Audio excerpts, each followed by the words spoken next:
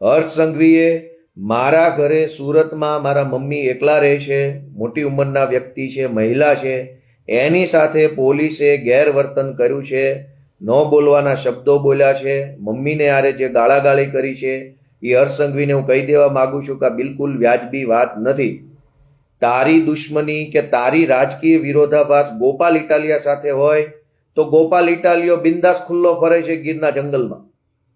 અમે કોઈ તારાથી ક્યારેય જિંદગીમાં છુપાવાના નથી.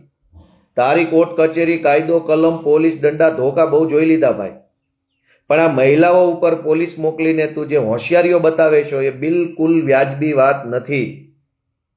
આ બિલકુલ વ્યાજબી વાત નથી. હું ગુજરાતની જનતાને વિનંતી કરું છું કે હર્ષ સંઘવીએ આજે મારા ઘરે પોલીસ મોકલી અને મારા મમ્મી સાથે પોલીસે જેમ ફાવે તેમ વર્તન કર્યું છે. મારી મા સિનિયર સિટીઝન છે, હું રાજકારણમાં છું, મારા મમ્મી નથી. મારી માએ તો મને ઘણું કીધેલું કે બટા આ રાજકારણ રહેવા દે, આમાં બધા લુખ્ખા હોય, આમાં ગુંડાઓ હોય, હલકા માણસો હોય, બટા આપણે આ ન કરાય, આપણે નાના માણસો છીએ, આપણે ગામડાના માણસો છીએ, આપણને રાજકારણમાં કોઈ આગળ ન આવવા દે. મારી મમ્મીએ મને ઘણો સમજાવ્યો હતો, પણ મેં એવું નક્કી કરેલું કે રાજકારણમાં જો ભાજપના ગુંડાઓ જ ગુંડાઓ હોય તો હવે હું રાજકારણમાં જઈશ, આ ગુંડાઓને તે જેલમાં પુરાવાનું કામ કરીશ અને રાજકારણને બદલવાની કોશિશ કરીશ.